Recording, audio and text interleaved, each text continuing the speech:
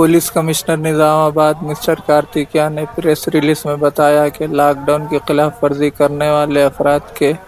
132 गाड़ियों को जब्त किया गया, जिनमें 131 टू व्हीलर्स, एक फोर व्हीलर शामिल है।